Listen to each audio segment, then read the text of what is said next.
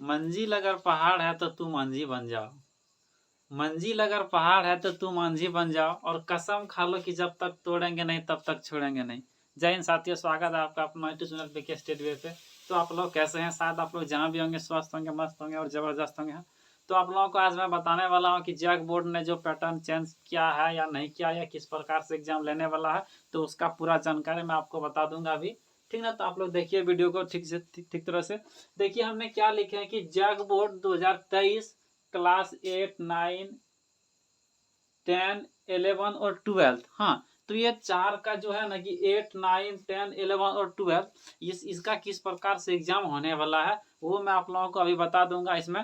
तो आप लोग देखिए वीडियो को ठीक तरह से देखिए कि एग्जाम आपका किस प्रकार से होने वाला है। ठीक ना? तो सबसे पहले देखिए कि सिलेबस बदलेगा क्या।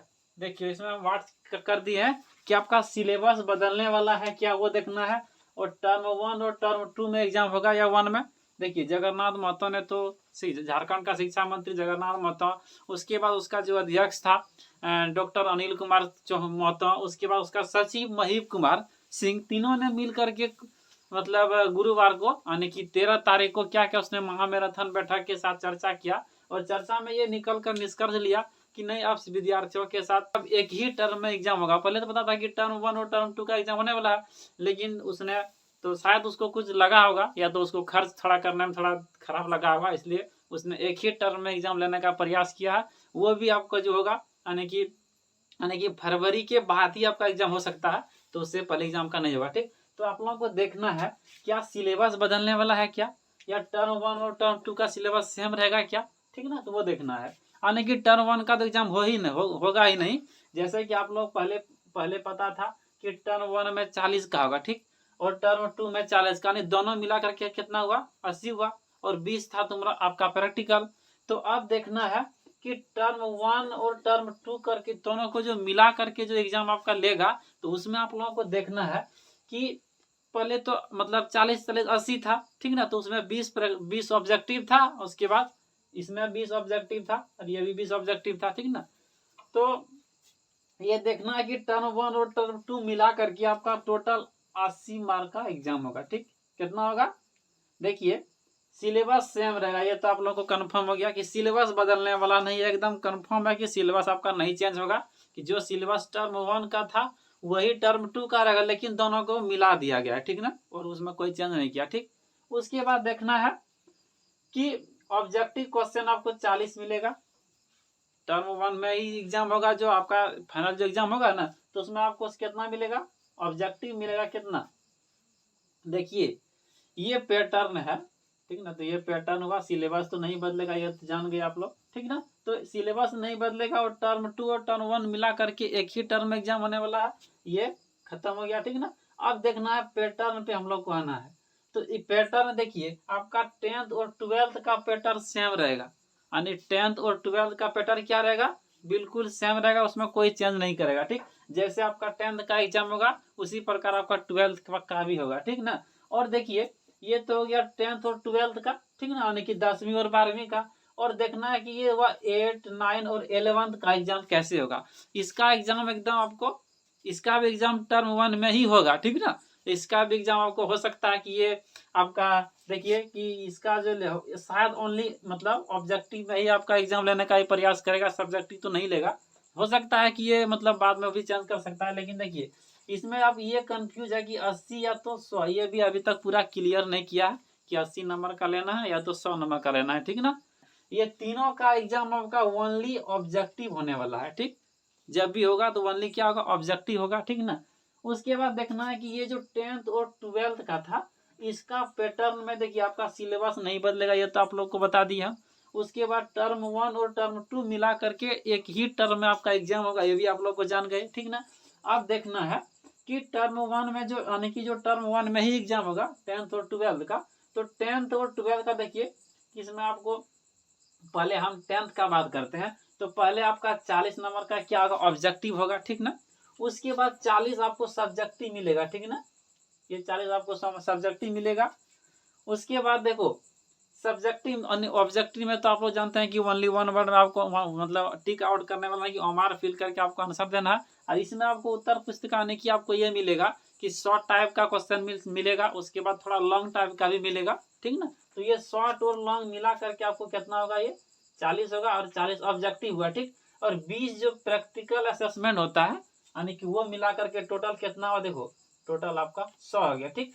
अब एक कंफ्यूज इसमें ये है कि 12th में किसी का प्रैक्टिकल है, ठीक है ना, तो वो देखना है कि आपका वो कैसे होगा। जैसे कि 12th में किसी का प्रैक्टिकल है, तो आपका इसमें ऑब्जेक्टिव जो होगा ना, तो इसमें आपका ऑब्जेक्टिव होगा 35 का, ठीक। और इसमें आपका सब्जेक्टिव भी होगा कितना का, 35 का, ठीक ना।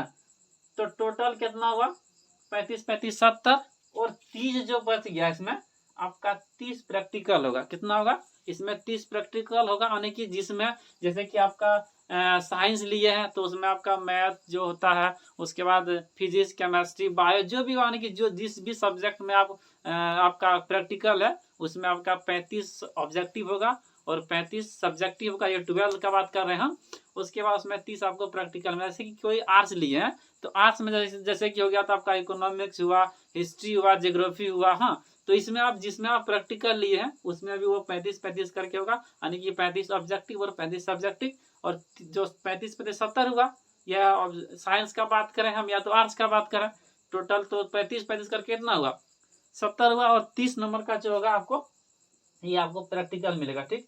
तो ये उसके बाद एक है कि मॉडल पेपर। देखिए मैं आप लोगों को बता देता हूँ कि जो ये जो आपका देखना मॉडल पेपर कैसे होगा, ठीक ना। तो मॉडल पेपर के बारे में आप लोगों को हम बता देते हैं कि झारखंड एकेडमिक काउंसिल का एक टीम है, ठीक ना। तो वो टीम क्या करती है, वो टीम काम करती है मॉडल पेपर को बनाने के लिए। वो यानी कि इसमें ये इसका टीम का नाम है JCERT करके टीम है। इसी का काम है मॉडल पेपर को जारी करना। ये यानी कि ये मॉडल पेपर को जारी करता है। इसमें यानी कि 10th लेवल का जो शिक्षक होते हैं ना, वो उसमें इंक्लूड होता है। और जो 12th का जो पेपर बनाते हैं वो 12th लेवल का शिक्षक उसमें इंक्लूड होता है। तो इसने टर्म 1 का एग्जाम, टर्म 1 का इसने पेपर क्या किया था, इसने टर्म जो है ना, टर्म 1 का इसने क्या किया था कि मॉडल पेपर को इसने बना लिया था, ठीक ना। तो वो तो जारी करने वाला ही था, तब तक पता चला कि एग्जाम जगन्नाथ महतो का जो था डिसीजन चेंज हो गया है। तो उसने उसके बाद बोला कि नहीं, टर्म में लेना है, एक ही टर्म में लेना है। तो इसने ये जारी नहीं किया। तो ये जो आपको देखना है कि ये जो मतलब JCERT का जो टीम है, यानी झारखंड एकेडमिक काउंसिल का, अब ये देखना है कि अब कब ये मॉडल पेपर को जारी करता है। जैसे ही जारी करेगा आपको झारखंड का जो वेबसाइट है ना, उसमें आपको मिल जाएगा, ठीक ना। तो ये छोटा ये था आप लोगों का, आप लोगों के लिए जो एक जानकारी कि आप लोगों को मैं बता दिए कि जो 2023 का जो एग्जाम होगा कैसे होगा, किस तरह से होगा। तो पहले क्या बोले कि सिलेबस बिल्कुल नहीं बदलेगा, और टर्म 1 और टर्म 2 दोनों मिला करके आप एक ही टर्म एग्जाम लेगा, ठीक ना। और देखिए ये पैटर्न जो था 10th और 12th का पैटर्न बिल्कुल सेम रहेगा, जरा सा भी आपको चेंज नहीं मिलेगा, ठीक ना।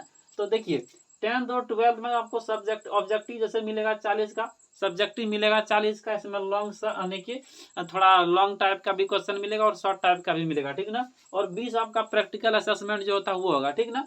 उसके बाद देखिए इसमें क्या बोले हम कि 8, 9 और 11 का ओनली आपको ऑब्जेक्टिव होगा, ठीक ना। तो ये छोटा मोटा जानकारी था जो मैं आप लोगों के साथ शेयर कर दिए। ये जानकारी आप अपने दोस्तों को भी शेयर करिए और सभी को बताइए कि एग्जाम में आप टेंशन लेने का नहीं। और तो ये वीडियो आप लोगों को अच्छा लगा तो अपने दोस्तों के साथ शेयर करिए और लाइक शेयर सब्सक्राइब करके रखिए। तो मैं फिर किसी नेक्स्ट टॉपिक के साथ मिलता हूँ आप लोगों के लिए। तब तक के लिए धन्यवाद।